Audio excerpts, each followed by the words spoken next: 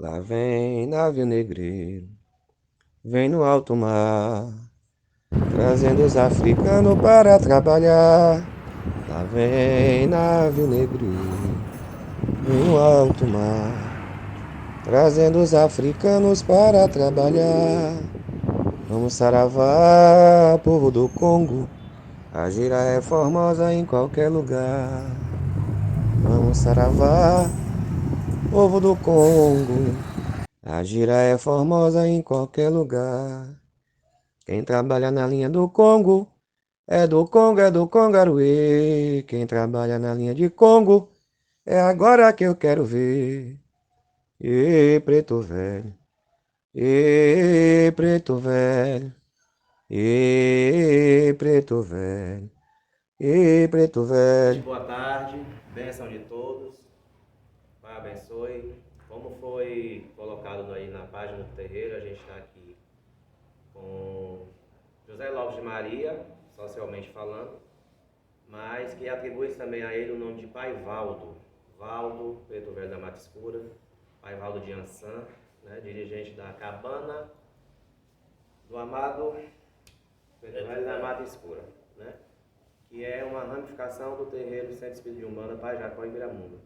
Para aqueles que já me conhecem, eu sou o Pai Jefferson, dirigente da casa, né? E recebi minhas obrigações através dele, certo?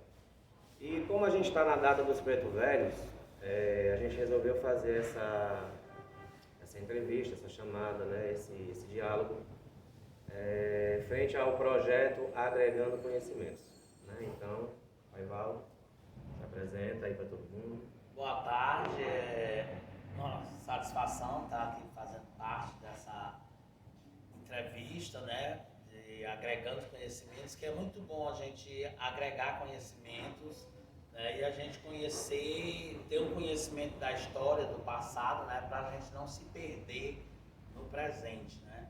E sou, para quem já me conhece, eu sou o Pai Valdo, sou do Preto Velho da Mata Escura, sou filho do terreiro do Pai Jacó, do terreiro Pai Jacó e Viramundo, né? E hoje, graças a Deus, eu dirijo o terreiro da Cabana do Preto Velho da Mata Escura. E estou aqui na posição como pai de santo e como aparelho, como filho de Preto Velho, para interagir junto com o Pai Jefferson aqui, para poder a gente interagir na questão do conhecimento, né? Do que a gente possa contribuir no nome da nossa Umbanda. Certo. E assim, né, para início, gostaria que o senhor falasse da sua trajetória, de como tudo começou dentro da Umbanda, desde os primórdios até os dias atuais. Dentro da Umbanda, graças a Deus, eu cheguei ao terreiro do Pai Jacó em Viramundo, em 1980, e lá foi onde eu comecei. A minha mãe, minha genitora, já tinha terreiro, conhecia de Umbanda, desde criança a Umbanda, né? Minha mãe era filha de Santo Terreiro do Finado de Alberto, mas assim, eu costumo dizer a todo mundo, quando eu falo da minha história, que eu achava que eu não tinha caboclo, não tinha mediunidade. Por quê? No terreiro da minha mãe eu não sentia a presença da mediunidade, né? Então, quando eu conheci o terreiro do seu Viramundo, né, a primeira entidade que eu vi na cabeça da minha mãe de santo, Maria Aldeide, foi o Pai Jacó, e foi no dia 10 de março de 1980. Era uma baia. Eu fui lá mais levado pela Socorro, que é filha da Maria Deide, né? E quando cheguei lá, eu fui saravar o Pai Jacó, né? Tomar a benção dele, que é pelo costume do terreiro do Pai Jacó e do Viramundo. Assim, quando o Pai Jacó vinha, toda a corrente saravava ele. Quando o Viramundo vem, é a mesma coisa. Então eu fui e me abaixei, tomei a benção a ele. E aí, quando eu tomei a benção a ele, ele me disse uma frase, que quem era do samba tinha que sambar. Aí eu também não interpretei na hora, né? E aí ele segurou um pouco na minha mão, e quando eu fui me levantar, aí eu senti a corrente, né? A coisa nos meus ouvidos, e como eu canso dizer contra meus filhos de santo. Senti como se a areia estivesse na beira do mar e a areia do mar fosse se abrindo.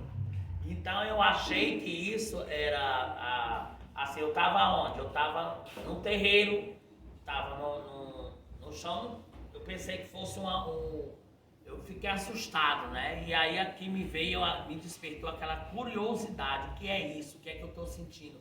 Que foi isso que eu senti, né? Então, a partir daí comecei a ver e a entender que eu tinha, né? E o que o pai Jacó tinha dito, quem era do samba tinha que sambar, então era porque ele quis dizer que eu tinha que trabalhar, né? Tinha que receber.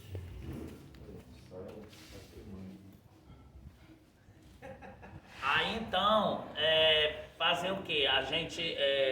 Eu passei, eu sempre me encontrava com a Coia, conversava com a Coia, e nesse mesmo ano a madrinha mandou me avisar que estava fazendo desenvolvimento, se eu quisesse, podia ir.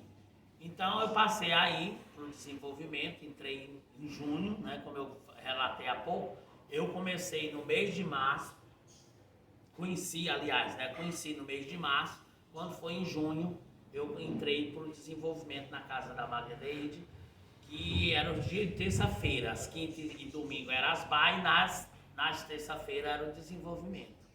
E graças a Deus, quando foi no dia 15 de setembro, dia 15 de setembro de 1980, no mesmo ano, eu recebi o seu Preto Velho nas mãos da madrinha Deide, né? E aí foi o início da trajetória minha dentro da Umbanda. Graças a Deus eu assumi com responsabilidade, com compromisso, foi o que ela me ensinou. Então assim, quando foi em 84, o Preto Velho me ordenou abrir a casa.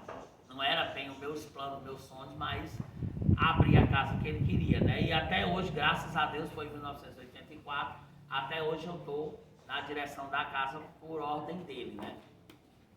E comandado por ele, orientado por ele. E assim, para ficar bem explicado, a casa sempre foi situada aqui nesse bairro? Foi, eu comecei em 84 aqui no mesmo bairro, na rua, era na Valdemar Paz, que era a rua paralela a essa, e aí em 85 eu tive morei um ano no Conjunto Ceará e voltei para cá para o Bom Jardim por ordem das entidades, né? Que tive que voltar para cá porque como o terreiro tinha começado, eu na ignorância não pensei na estrutura da coisa e não na espiritualidade e fui para o Conjunto Ceará. E aí me dei mal, passei um ano de muito sufoco e aí voltei, né? A coisa só se normalizou quando eu voltei. Então voltei para cá em 87 e até hoje ele permanece aqui.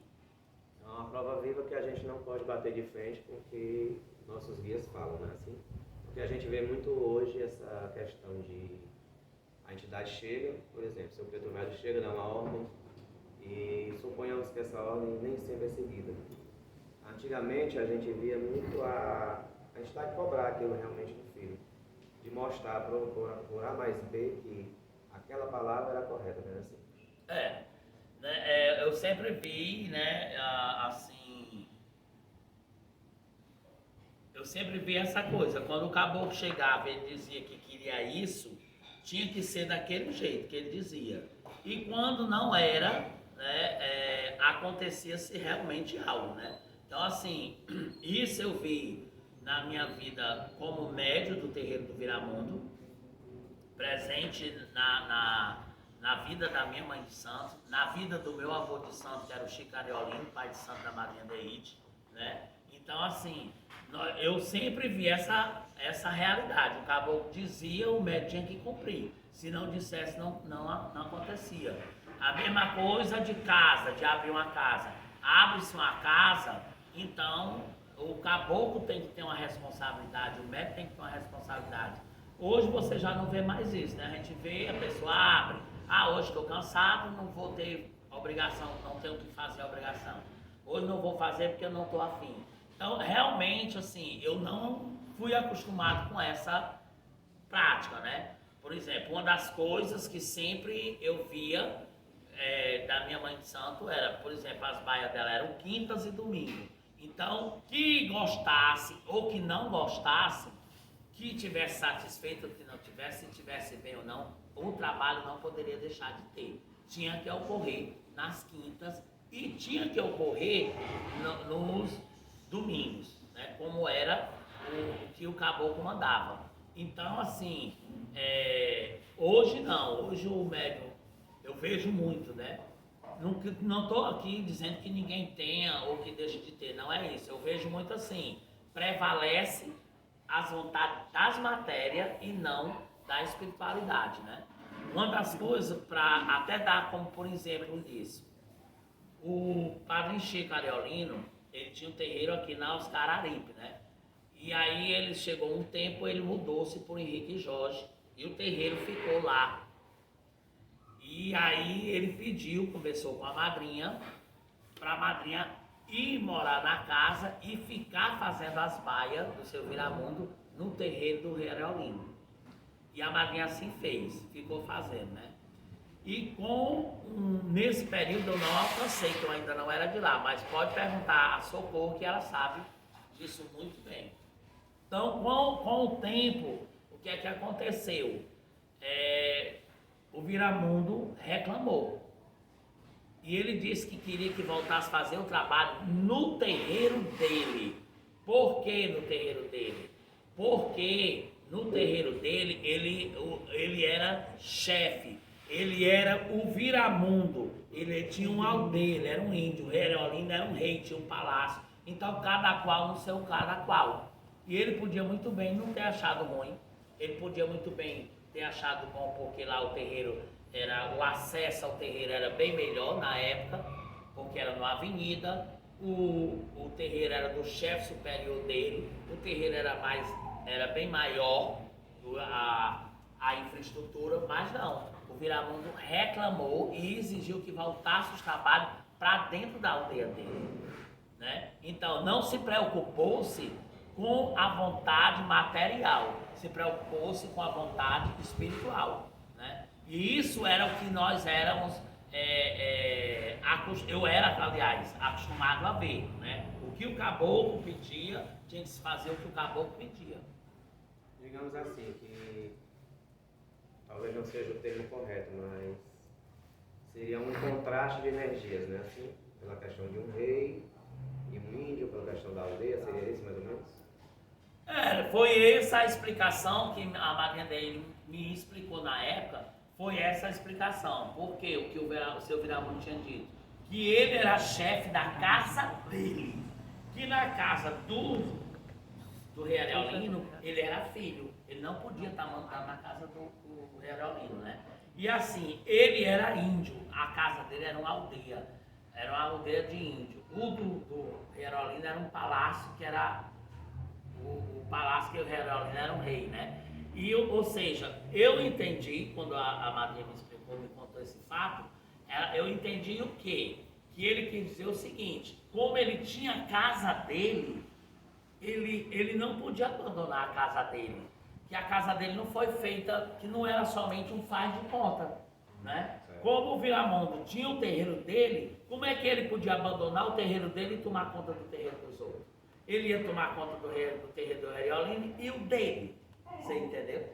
Não era uma questão do Viramundo desobedecer o Ariolino. Era uma questão de verdade, uma questão realmente, poxa, ele vai cuidar do terreiro do outro e o meu. Ou seja, quem toma de conta? E o que ele quis dizer o quê? Que aquele dele, ele abriu, o dele foi aberto para que acontecesse a mediunidade, os trabalhos, tivesse realmente o ritual da Umbanda. Entendi. Se falando assim de vivência, né? Qual foi a sua vivência assim com o Pai Chico Ariolino? Como era ele como pessoa? Eu acho que é muito bom a gente frisar a questão das nossas origens, né? Porque todo mundo tem um começo, não é verdade? E um meio e um fim, né? Eu sou professor de história e eu sempre aprendi dentro da história que o homem que não tem história, ele não tem vida. Assim, eu não tive assim uma convivência com o Chico de muitos anos. Eu tive a partir do terreiro do seu Viramundo, da data de 80, que eu iniciei lá, quando 81 mais ou menos, eu comecei a acompanhar a madrinha, quando ela ia para a festa, o Chico estava morando nessa época, Henrique e Jorge, e nós íamos muito para as festas do Chico, do Chico, né? As festas de Umbanda. E assim, ele como pessoa, ele era uma pessoa altamente divertida, alegre, sabe, brincalhão. Era aquela pessoa que tudo ele tirava uma brincadeira, tudo ele dava uma risada, né? E assim, a gente via bastante diferença entre ele, a postura do Chico e a postura do Rereolino, né? Então assim, quando a gente via essa questão, o Chico era um homem muito social, gostava muito da cervejinha dele, gostava muito de samba, né? E eram coisas que o Rereolino não gostava. Então, o Rereolino não aceitava. E muitas vezes o Chico tinha consequências justamente por desobedecer o Rereolino, né? Então, assim, ele era uma pessoa muito competente a nível de mediunidade, a nível de espiritualidade, ele era muito competente, né? A gente via muito a questão do Rereolino, a competência do Rereolino, né? A exigência do Rereolino. Inclusive eu tive, retornando à fala dessa coisa de teimosia, os meus contatos com o Chico eram justamente quando ele estava no terreiro, vinha para o terreiro do seu Viramundo, a madrinha dele, ela tinha por obrigação dela, todos os anos, quando passava o ano, assim, de um ano para o outro, né? Então, no início, geralmente, do ano, a madrinha ia na casa do Chico, tomar a benção a ele, e eu ia acompanhando ela. E aí, geralmente, sempre quando ele tomava a benção, o Chico, e no meio da conversa o Rereolino vinha, né? Inclusive, o Padre Zé faleceu em 1996, dia 2 de fevereiro, né? Mas em 1993, eu sou testemunha viva disso. E nós fomos tomar a benção ao Rereolino. E quando nós chegamos lá, que nós tomamos a benção, ele abençoou a madrinha e tudo, e aí ele chamou a madrinha e disse que tinha uma coisa para dizer a ela. E falou que ela se preparasse, que dali a 3 anos ela ia passar uma aflição muito grande. Ele me chamou e perguntou se eu prometi uma coisa a ele. Eu disse, prometo, meu pai. Ele disse, você promete? Porque quem dá a palavra não pode voltar atrás. Eu disse, prometo. Ele disse, olha, daqui a 3 anos minha filha, Parede Viramundo, vai passar por uma grande aflição. E você me promete estar do lado dela na hora ajudando. Eu disse, prometo, meu pai. Aí ele foi e disse, porque o meu cavalo no período não vai poder ajudá-la. Certo, agora, depois disso, a madrinha ela sempre se perguntava o que seria, né? Mas ele determinou, na ordem dele seria 3 anos. Se nós ficarmos sempre se questionando, foi em 93, em 94, nós fomos de novo tomar a benção a ele, mas ele não tocou mais nesse assunto. Em 94 mesmo, o Chico adoeceu, ficou fazendo os tratamentos e tal. 95 o Padre Zé adoeceu. E aí assim, mas nem eu e minha madrinha chegamos a essa conclusão que seria o desencarne deles dois, né?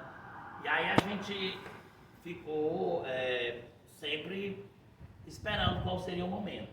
Só no entendimento, digamos assim. Só no entendimento. Quando chegou em 96, se deu se entender. Cumpriu-se o que o Rereolino tinha nos dito. Porque no dia 2 de fevereiro o Padre Zé faleceu, o Chico já estava muito doente, e no dia 21 de fevereiro o Chico faleceu, né?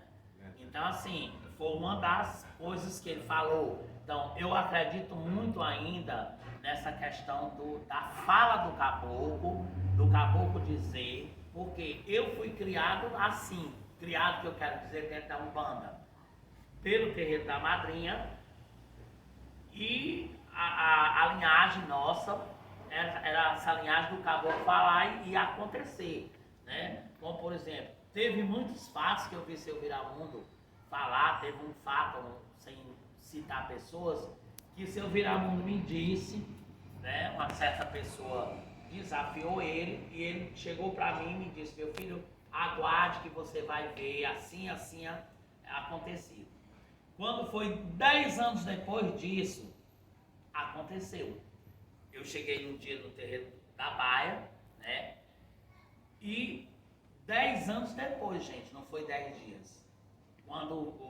Nesse dia, quando o ocorrido que ele tinha me dito que ia acontecer, ele me chamou e perguntou: você lembra quanto tempo faz que eu lhe disse isso? Eu disse: meu pai, 10 anos. Ele disse, né? Então, assim, muitas coisas do que seu Viramundo, de que entidade na cabeça da minha mãe de santo dizia, se concluíram, se concretizaram, aliás, se concretizaram. Então, por que que hoje eu vou estar admitindo que o caboclo minta, que o caboclo diga uma coisa que não vai acontecer, né? Então, assim, essa questão, como você perguntou, Jajé, da palavra do caboclo sempre era cumprida. Outra coisa que a gente pode ver nessa situação, todos nós sabemos que o terreiro do Pajacó e seu Viramundo, quem abriu foi o Reolino. E quando o Reolino entregou o terreiro ao seu Viramundo, ele disse que estava aberto para filhos, netos e bisnetos, né? Então, o terreiro, a gente sabe, a madrinha dirigiu ele, depois a Salete, que é minha irmã de santo, que é minha tia, também dirigiu há alguns anos e hoje está na direção das mãos do Jajé. Então, a palavra do Reolino está continuando, né? Que queira ou que não queira, e ela está acontecendo. Então, assim, eu acredito muito, gosto, amo, venero a Umbanda, mas gosto muito dessa Umbanda ainda que era tida como uma Umbanda tradicional, uma Umbanda... A gente chama de pé no chão. Né? Pronto, a Umbanda raiz, a Umbanda pé no chão, aonde o índio era o índio, aonde o preto velho era o preto velho, aonde a gente ia pra Umbanda, porque assim... Era muito bonito a gente ir para Umbanda quando você não sabia quem é que vinha, qual era o caboclo que ia que vinha, não existia um planejamento de entidades que iam baixar, né? Porque o que foi me ensinado pela minha mãe de santo, que a coisa vinha lá de cima para baixo, não de baixo para cima. Então no terreiro da minha mãe de santo, por exemplo, a festa do seu Viramundo, como ainda hoje continua, tinha toda uma movimentação. Quem nós tínhamos de certeza que viria no terreiro naquele trabalho, seria seu Viramundo, porque a festa era dele. Mas não existia aquela coisa da combinação, tu vai receber fulano, tu vai receber ciclano, tu vai receber beltrano, sem você ter a certeza que o caboclo queria vir, né? Então é aquela coisa, você ia pelo sagrado, você ia para receber a entidade, o trabalho, teria que vir as entidades que pudessem se manifestar, né? De uma coisa de limitação, começa a tal hora, termina a tal hora, né? Então tudo isso era muito visível dentro da Umbanda, né? Aí que hoje acaba a gente ficando um pouco, por exemplo, muita gente diz assim, o senhor quer ser muita coisa, não visita os terreiros do povo. Não, eu não quero ser muita coisa, nem sou, eu sou eu mesmo. Agora, eu acho o seguinte, se eu não concordo com determinadas maneiras de trabalho, o que é que eu vou fazer lá? Não participa, né? Não participo, porque aí eu vou estar lá, não acredito, não concordo, eu vou estar desrespeitando a pessoa e perdendo meu tempo, prefiro ficar na minha casa, né? A único terreiro, nem dos meus próprios filhos de santo, difícil eu ir, porque tem coisas que vêm da minha linhagem, tem coisas que já mudaram, mas a casa é deles, eles fazem o que eles quiserem, da maneira que eles quiserem, mas não compete a mim, né?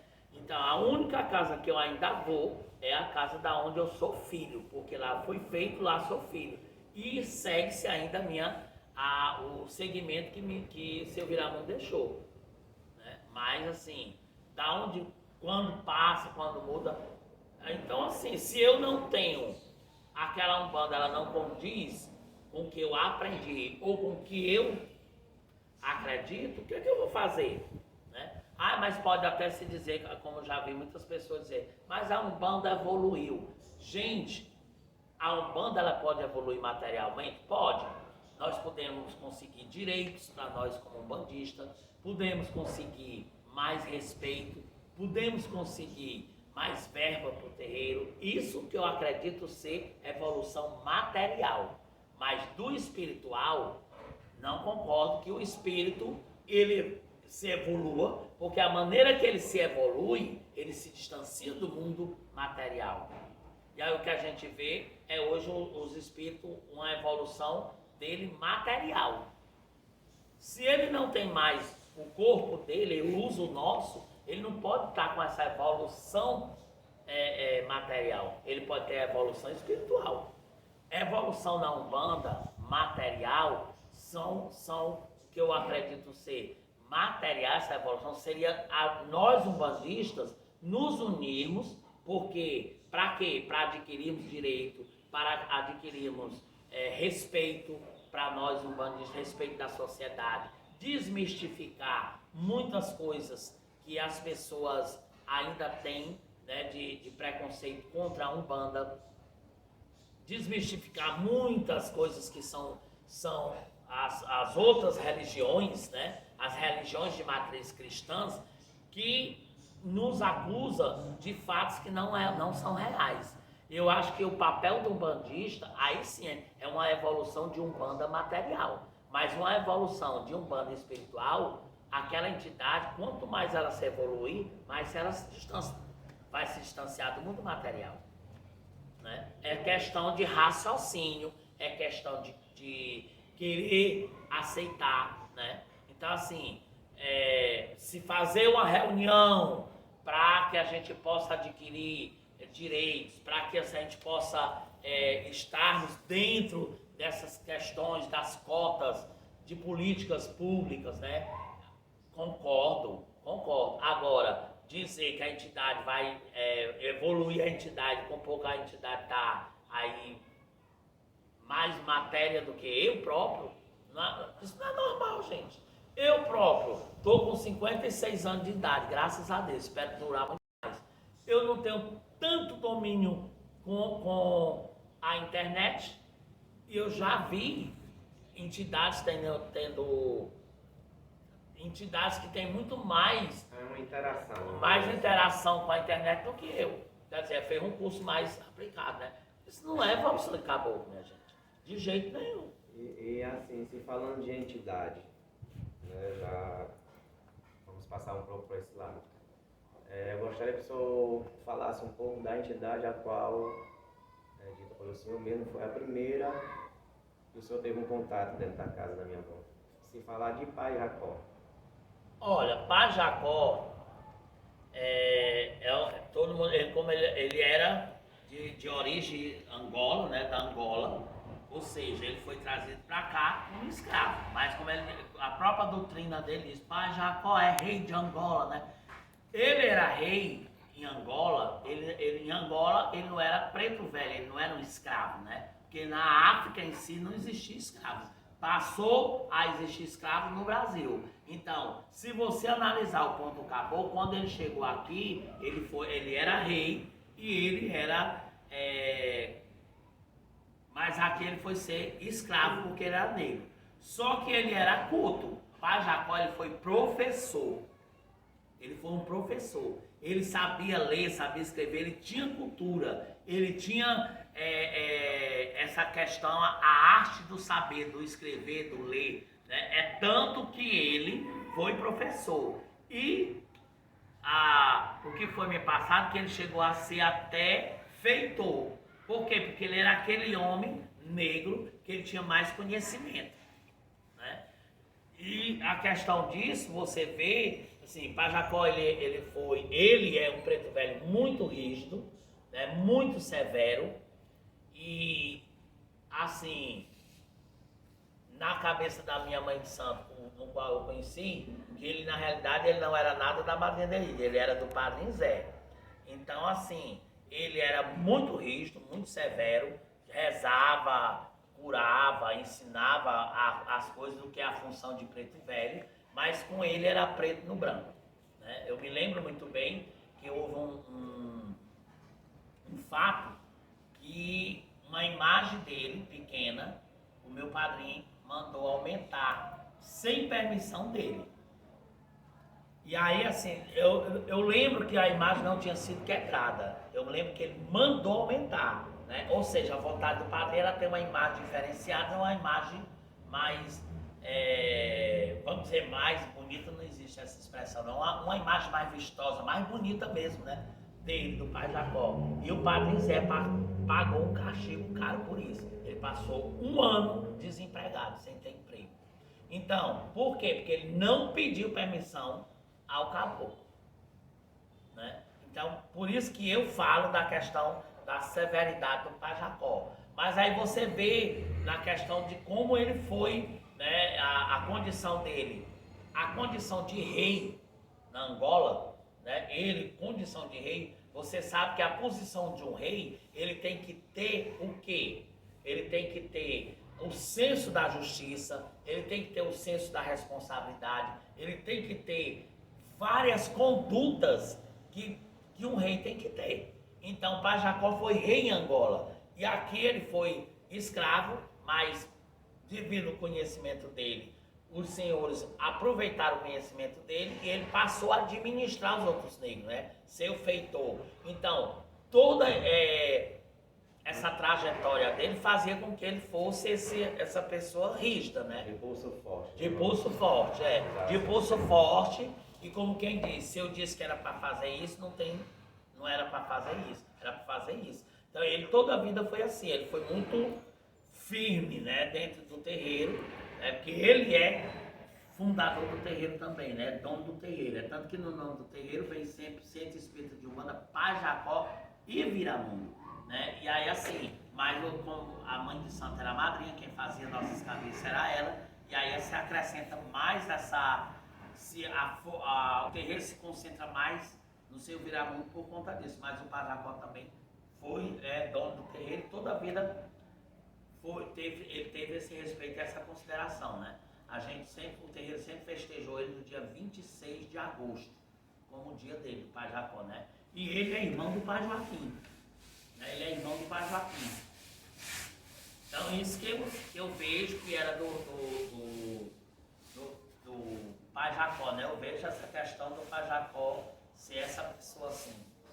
E como nós estamos na casa do Preto Velho, né, que é o guia espiritual, sei que vamos usar sem esse termo, o senhor é suspeito a falar, mas vamos agora focar um pouco no Preto Velho da Mata Escura e Preta Mandinga, não é isso? São duas entidades de ordenança dentro dessa casa. O que é falar dessas duas entidades para o senhor?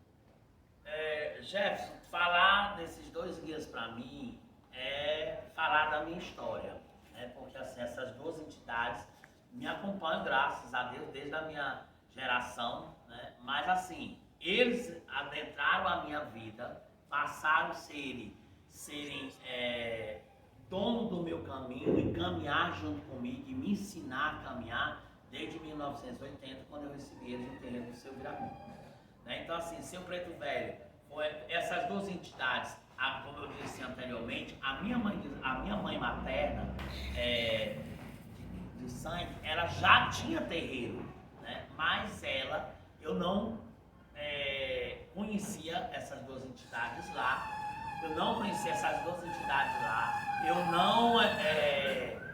a minha mãe não trabalhava com elas. Então, eu sempre no terreiro da minha mãe, diziam que eu era filho de Rei Salamão, né? Tinha uma história lá do Rei Salamão na minha vida. É tanto que quando eu comecei a desenvolver na madrinha Deide, ela chegou a me perguntar se eu sabia que era meu guia, né? E eu disse, madrinha, lá no terreiro da mãe eu falava muito de Rei Salamão, essa coisa. E ela disse, pois então firme vela para ele. E eu firmava muito, né? E quando eu vim receber, eu recebi quem? Eu recebi seu preto velho da mata escura e recebi a preta mandinga. E foram duas entidades que eu não as conhecia. E assim, né? cortando só a sua palavra, eu lembro que parece que existe uma passagem que o meu avô disse uma vez para você que você era filho de um preto, foi assim? Teve Porque essa seria um passagem. preto velho. Porque o que é que aconteceria? O que é que acontecia? Durante os períodos de desenvolvimento, todo mundo sabe que o terreiro da Mata também tem aquela gira de índio, né? Tem aquela gira de índio. Então, o que é que acontecia? Como eu já estava há muito tempo no desenvolvimento, os índios me pegavam, né? Me incorporavam, né? Mas a madrinha pelejava, mas o índio não soltava o ponto. E aí, um dia, o Padre Zé, ele disse, olha, eu tive nas minhas observações, o seu guia é um preto velho. Eu não sei qual é e nem quem é, mas é um preto velho, certo? Então, aí assim, ele disse que isso aí aconteceu. E quando eu recebi o seu preto velho e a preta mandinga, para mim foi uma surpresa, porque eu não os conhecia, né? E teve uma brincadeira que o Padre Zé fez comigo. Ele disse, você chegou aqui na realeza e caiu na senzala, né? Mas graças a Deus, uma senzala que me fez grande, porque graças a Deus, o meu guia, ele soube me guiar. Hoje eu tenho um nome, graças a esse preto velho, né? Ele tem a casa dele, eu administro a casa dele, hoje até vamos festejar a festa a ele, né? E falar dessas duas entidades é dizer que elas são o meu todo, né? Porque se hoje dissesse assim, Valdo, vamos tirar o preto velho e a preta mandinga da tua vida, aí eu me acabaria, porque tudo que eu tenho, o que eu fiz e o que eu faço foi guiado por eles, foi teleguiado por eles, foram eles que me ensinaram, foram eles que me orientaram, foram eles que me dirigiram até hoje. Então, tirar isso, né? Aí quando eu digo assim, respondendo a sua pergunta, quem são eles para você? Eles são o tudo. Para mim, eles são o meu tudo, sabe? O meu norte, o meu tudo. E só tenho a agradecer a Deus o meu guia ser um velho, sabe? Porque hoje a gente vê muito dentro da Umbanda o desprezo que muita gente tem. Assim, guia tem que ser fulano, tem que ter um certo status, né? Ser de conhecedor, assim, aceito por todo mundo, né? Ou Pombagira, ou Exu, ou essa coisa. E eu não. Foi um simples preto velho que me incorporou a primeira vez. E que, graças a Deus, o que eu sou dentro da Umbanda, esse velho foi quem me conduziu.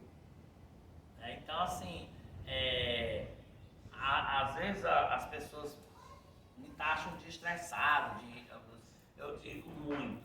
Não, eu não acredito que você, para receber seu guia, o seu caboclo, você pode até saber quem é, pode, mas você também não é obrigatoriamente você ter que aprender o ponto antes. O caboclo ele pode incorporar e você nem conhecer o caboclo, porque isso aconteceu comigo. Eu nem conhecia, né, o caboclo, os dois primeiros que eu recebi, nem sabia os pontos dele. E um fato a ser levado em conta, pelo menos observado por mim, que segue uma linhagem, né? Porque preto velho da mata escura, Odó, Maranhão, não é isso? E preta mandinga, abriu-se a porta do seu Maranhão, ou seja, foi um casamento que deu certo, vamos falar assim essa palavra.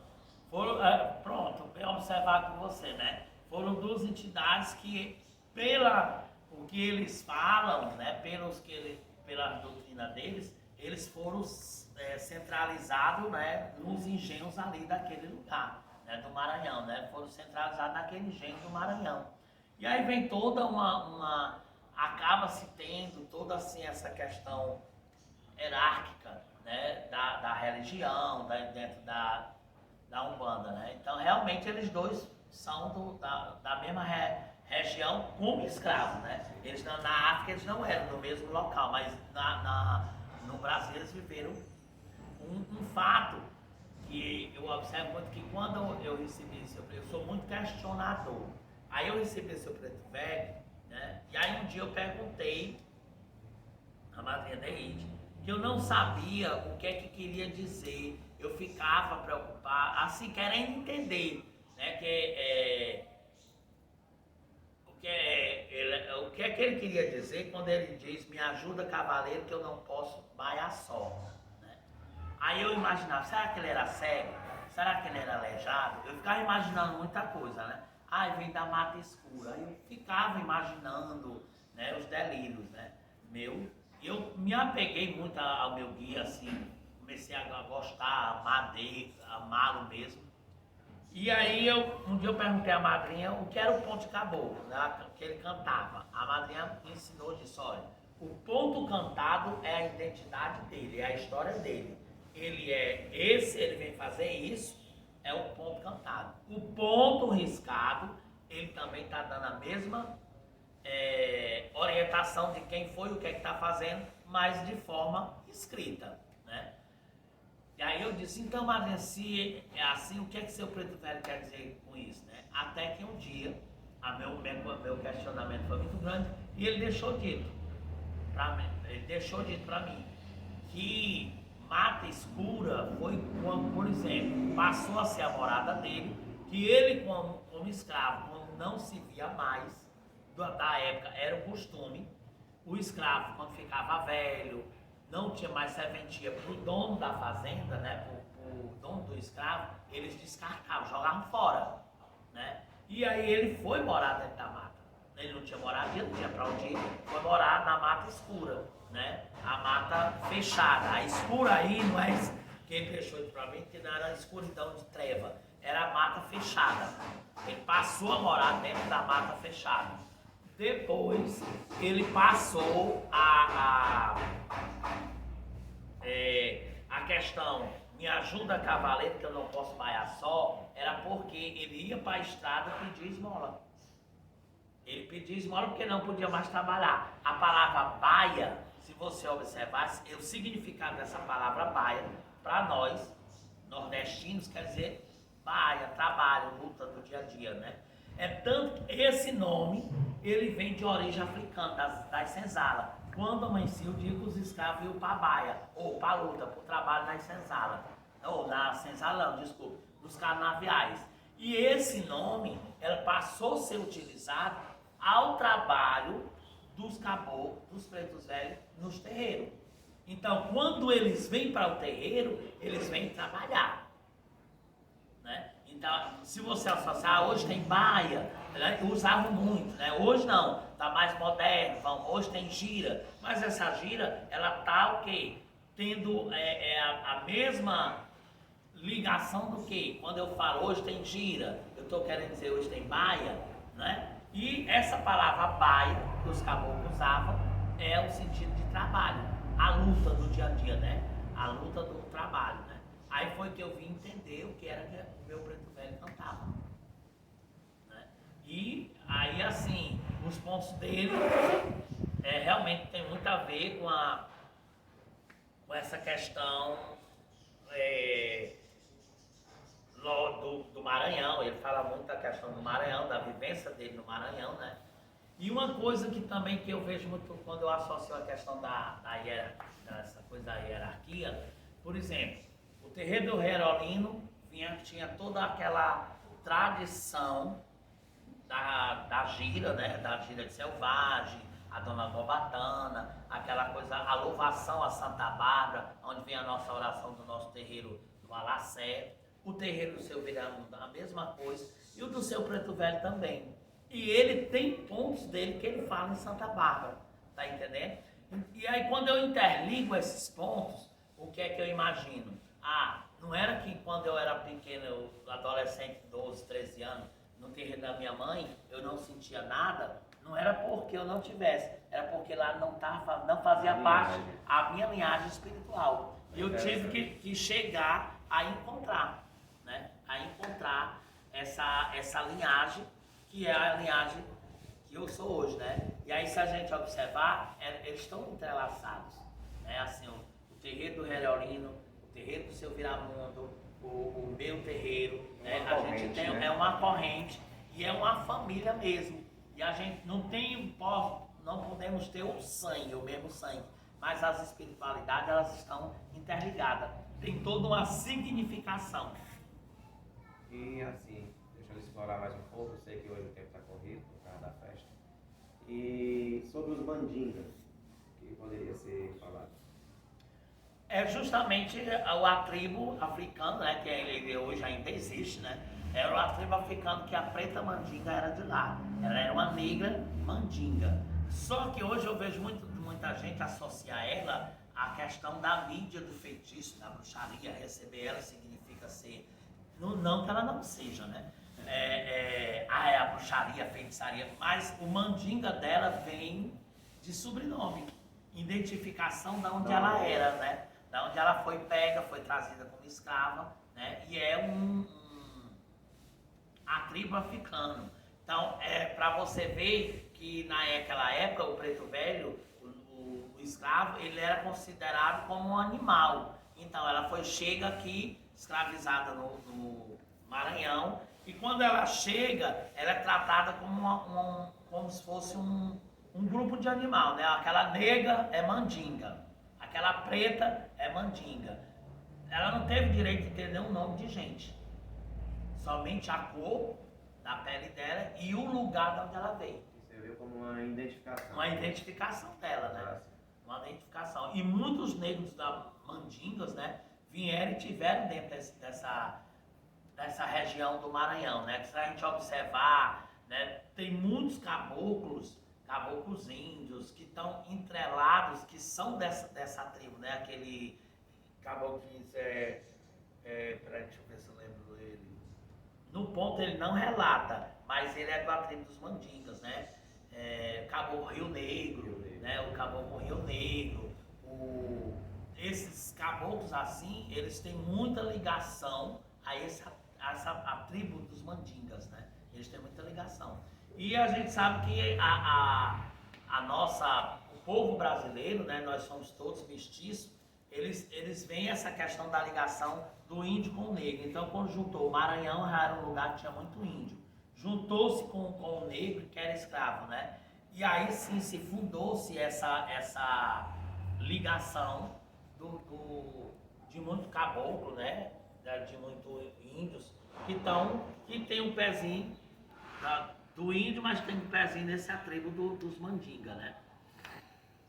E se a gente observar essa praia do Lençol, que ela é no Maranhão, a gente sabe que o oceano ele é um só, né? A praia do Maranhão, através do mar, esses índios, às vezes índios e negros, eles fugiam do Maranhão para o Ceará, através da rota do mar, através pela praia do Lençol, pela praia dos oceanos, né? Tinha essa fuga, né? E tanto que se você vê aquela criança, né, o Chiquinho do Maranhão, ele diz, né, que o Maranhão é terra de macumba. Eu deixei macumba lá e vim baiar no Ceará. Ou seja, a baia, ele veio trabalhar no Ceará, né? Então, que o Chiquinho é uma criança, assim, que eu acho que quem se considera um bandista sabe que ele era uma criança, né? E ele fala muito desse setor do Maranhão. Ou seja, como o Maranhão no período recebeu muito negros, e esses negros vinham justamente desse lado, né? Tanto que lá é onde tem mais influência do tambor de Minas, né? Que é uma linhagem de Umbanda também, o tambor de Minas. Mas por quê? Porque veio muita gente da costa da África, desse povo que trabalhava, esses tribos africanos. E assim, né, pra gente mais ou menos ter uma ideia, uma base. O senhor sabe dizer em Contagem quantos filhos já teve, tem, os que permanecem? Se fôssemos botar em um papel uma contagem. Dos meus? Sim. Eu sei que são muitos, mas... Eu creio que passa de 200, não vou exagerar. Dá um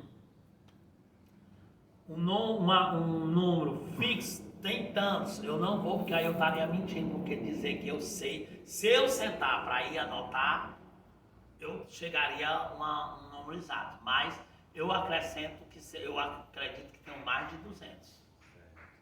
E assim, para a gente finalizar, porque seu tempo eu sei que está corrido, eu gostaria que o senhor falasse assim, um banho, né, dentro da corrente dos preto velhos, que pudesse auxiliar aquelas pessoas que precisam, emprego, auxiliar de qualquer forma. Né? Não vamos botar assim, nesse quesito aqui. Vamos dizer em um todo. Possa ajudar, auxiliar aquela pessoa na vida dela. Olha, um banho que é assim, de preto velho, né? Por exemplo, o pau de Angola branco, né? O pau de Angola branco, o manjericão branco, né? Eles são banhos excelentes de preto velho, né? O também para quê? Para abrir o caminho, para trazer a paz da cabeça, do espírito, às vezes a gente está agoniado, está perturbado. Então, a folha do pau de Angola branco com o manjericão branco também, né? Ele é um banho de preto velho muito no sentido tanto de abrir caminho, para aparecer emprego, para trazer paz espiritual, para aguar o ambiente, tanto de comércio como de residencial mesmo, né? No sentido de abrir caminho, no sentido de trazer a paz, né? Esse banho é muito bom. Tem aquele banho da folha do Vence Tudo, que tem muito banho que conhece como feitiço do Nego Gesso, mas eu conheço como Vence Tudo. Que ele é muito bom para cortar feitiço, cortar macumba, né? A pessoa tomar o banho dele, né? Que Preto Velho tem diversos banhos, né? Muito diversos banhos, né? Mas o do manjericão e do pau de Angola, que é um bem simples que muita gente conhece. Ele é muito eficiente. Tá bom. E assim, então em homenagem ao senhor Preto Velho, né? Eu gostaria que o senhor entoasse uma cantiga dele aqui pra gente acompanhar e pedir a proteção, a bênção, não só dele, como de toda a corrente dos Pretos Velhos. Que, primeiramente, né, como sempre, os Pretos Velhos, qualquer entidade, uma das faz, né? Salve Deus, não tem quem possa mais do que Deus, salve os Pretos Velhos, a linha das almas, a linha dos Pretos Velhos, né? Então, que os Pretos Velhos nos abençoem, que os Pretos Velhos possam nos iluminar, nos dar sabedoria, paciência, nos dar sabedoria de poder superar as dificuldades, né? Foram pessoas que lutaram, nós somos descendentes deles, e a gente sabe o quanto esse povo lutou para conseguir um dia a liberdade, né? Então a gente vai pedir, aqui eu peço ao meu pai, Preto Velho, que ele possa ajudar todos aqueles que estejam necessitando, aqueles que estejam precisando, seja nos hospitais, seja nos seus lares, seja nos presídios, seja na vida material, na vida espiritual, na vida conjugal, né? Que hoje a gente precisa muito resgatar grandes valores, né? A gente vê muitas famílias desajustadas, muitas famílias se perdendo, muitos valores se perdendo, os nossos jovens se perdendo aí no mundo da droga, no mundo da corrupção, né? Então que os Pretos Velhos possam nos abençoar nesse sentido, né? Preto velho vem da mata escura, preto velho vem de Codó, preto velho, mas mandingueiro, me ajuda cavaleiro, que eu não posso vai só.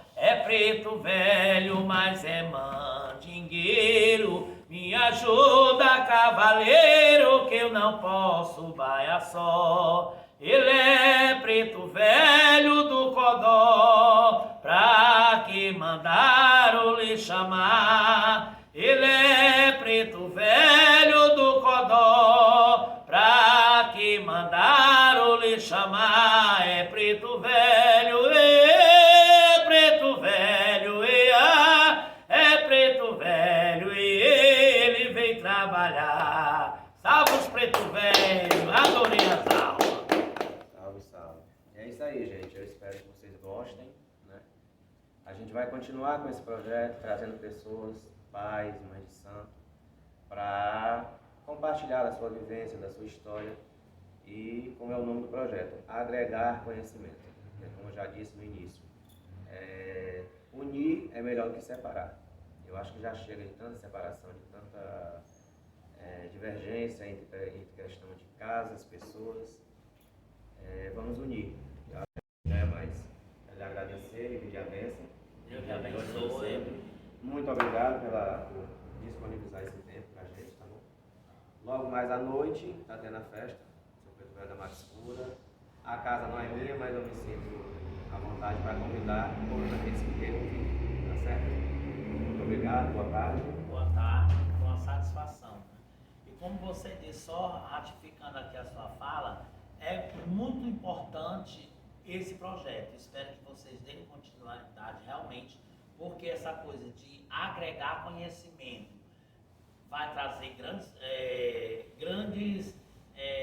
digamos assim, grandes argumentos para que a gente possa ter história e criar políticas públicas para nossos terreiros, para o nosso povo de terreiro, para a nossa Umbanda. Por quê? Porque nós temos uma história, essa história está sendo passada, ela está sendo inserida no contexto do que o Jefferson está fazendo com esse projeto, e isso é muito bom. Então, quantos umbandistas, pai de santo, que quiserem participar desse projeto, participe, porque através daí, gente, a gente pode criar grandes políticas públicas para os nossos terreiros mesmo, viu? E é essa coisa da gente realmente agregar conhecimento. Não estamos aqui julgando quem é certo e quem é errado. Nós estamos agregando os conhecimentos da nossa religião. Pois, muito obrigado, estou muito satisfeito. E hoje é a festa do meu grandioso guia, precioso e amado meu preto velho. E quem quiser vir, esteja à vontade, a casa é nobre, mas é nossa. E como foi dito desde o início, nossa Umbanda é uma Umbanda ainda de raiz, né, de pé no chão, aquela coisa bem tradicional, né? E confiando em Deus será sempre assim. Só lembrando, gente, que o Pai Valdo atende, né? Consultas espirituais com a entidade também através do jogo de búzio, tá? Com a permissão dele, óbvio. A gente vai deixar contato para alguém que queira buscar algum atendimento, um aconselhamento, enfim, um auxílio, tá bom? Boa tarde, saravá a todos.